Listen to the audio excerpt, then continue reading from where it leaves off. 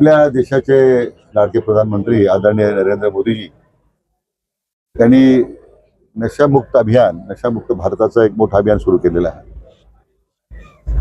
देशामध्ये ते सुरुवात होत असताना राज्यामध्ये सुद्धा आपले लोकप्रिय मुख्यमंत्री माननीय देवेंद्रजी फडणवीस यांनी सुद्धा तशाच प्रकारचं अभियान आता राज्यभरामध्ये सुरू केलेलं आहे. मला वाटतं अहिल्यानगरमध्ये आपलं पहिला जिल्हा आहे राज्यामध्ये अशा अभियानाला जिल्हा पातळीवर सुरुवात केलेली आहे. मी जिल्ह्यातील सर्व आमचे पोलीस अधीक्षक आणि प्रशासनाचं अभिनंदन करतो. आणि आज नशामुक्त भारताची ही घोषणा, जे अभियान आदरणीय प्रधानमंत्र्यांनी सुरू केलंय, आज काळाची पावलं ओळखून अंमली पदार्थाचा जो प्रचंड प्रमाणामध्ये त्याचा बाजार होतोय, त्याचं लोक व्यसनाच्या अधीन जातात, त्यातून आता त्यांना मुक्त करायचं, लोक जागृती करून अधिकाधिक लोकांनी ह्या अशा व्यसनापासून बाजूला राहावं, यासाठी मला वाटतं अभियानाचे निश्चितपणे त्याची उपयुक्तता ठरणार आहे. दुसऱ्या टप्प्यामध्ये आपल्या अहिल्यानगरच्या प्रत्येक महाविद्यालयामध्ये जाऊन, शाळेमध्ये जाऊन काउन्सिलर्स नेमून मला वाटतं त्यामध्ये सुद्धा एक काउन्सिलिंग करण्याचं काम जिल्ह्याच्या वतीनं मी आता करण्याचा निर्णय आज केलेला आहे. त्याची सुद्धा सुरुवात मी आता लगेच करणार आहे. अहिल्यानगर पोलीस दलाच्या माध्यमातून अंमली पदार्थ विरोधी जनजागृती मोहीम याची सुरुवात झालेली. देशाचे आदरणीय पंतप्रधान नरेंद्रजी मोदी, राज्याचे आदरणीय मुख्यमंत्री देवेंद्रजी फडणवीस साहेब यांनी आवाहन केलं.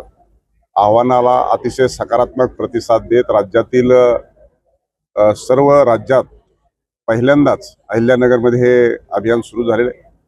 शेवटी समाज माध्यमामध्ये आणि समाजामध्ये एवढा सुळसुळाट या अंमली पदार्थाचा झालेला आहे आणि थेट देशाच्या पंतप्रधानांनी आवाहन केलं, राज्याच्या मुख्यमंत्र्यांनी आवाहन केलं. याच्यानंतर निश्चितच सर्वांची जबाबदारी बनते की अशा पद्धतीचे इनपुट्स आणि सर्व रिपोर्ट आल्याच्या नंतर शेवटी आपली भविष्यातील पिढी ही बिघडू नये, भविष्यातील पिढीच्या त्यांना वाईट सवयी लागू नये, त्याच्यापासून दूर राहिल्या पाहिजेत. आणि त्याच्यामुळे ही चळवळ, ही मोहीम सर्वांनी मिळून हाती घेतल्याच्या नंतर निश्चितच आपल्या भविष्यातील आदर्श पिढी घडू शकते, त्यांचं भविष्य चांगल्या पद्धतीनं होऊ शकतो.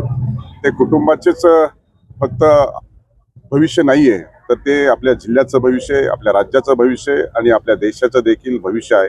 आणि हे नवोदित कमी वयातले विद्यार्थी दशेमध्ये त्यांना कुठलीही उमज नसल्याने त्यांच्याही बाब निदर्शनास आणून देणं आवश्यक आहे. त्यामुळं प्रशासनाने ही मोहीम हाती घेतलेली आहे आणि त्यासाठी अतिशय चांगल्या पद्धतीनं जिल्ह्याचे पोलीस अधीक्षक एम सुदर्शन यांनी पुढाकार घेतला. सगळ्याच प्रशासनाने त्याला पाठिंबा दिलेला आहे. मला वाटतं जिल्ह्यामध्ये निश्चित स्वरूपामध्ये ही मोहीम यशस्वी झाल्याशिवाय राहणार नाही. नमस्कार, मी पहिल्यांदा सर्वांना खूप खूप आभार मानतो की आजच्या दिवशी आम्ही सकाळी 7:30 वाजेपासून आम्ही ड्रग फ्री अहिल्यानगरचा कार्यक्रम घेतलेला होता पोलीस मुख्यालयामध्ये.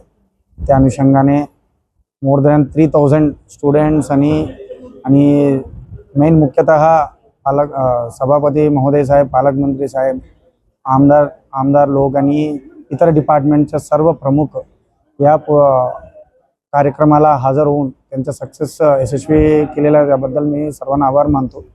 मुख्यतः या उपक्रमाचा मुख्य उद्देश माननीय पंतप्रधान नरेंद्र मोदी साहेब आणि मुख्यमंत्री श्री देवेंद्र फडणवीस साहेबांनी जे सुरुवात केलेलं आहे की नशामुक्त भारत, नशामुक्त महाराष्ट्र, तो त्यासाठी आम्ही आमच्यातर्फे असा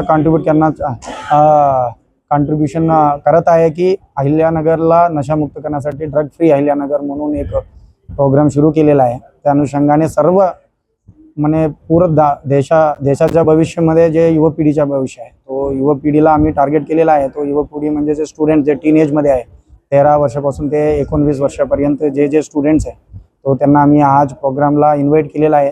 ते स्वतःतून ते प्लेकार्ड्स बनवलेले आहे. ते अँटी ड्रगबद्दल जे कोटेशन्स आहे ते स्वतः बनवून हा रॅलीमध्ये सहभाग घेतलेला आहे. आणि या माध्यमातून या प्रोग्राम माध्यमातून सर्व अहिल्यानगर नागरिकांना मी आभार मानतो आणि विनंती पण करतो की तुम्ही तुमच्या घरीमध्ये जे युवा पिढी असते त्यांना नशामधून दूर राहावा आणि जे मोहल्लामध्ये आणि जे तालुका स्तरावर आणि पूर्ण जिल्ह्यामध्ये ते नशाला दूर करावे आणि पूर्ण जिल्ह्याला ड्रग फ्री म्हणून घोषित करावे.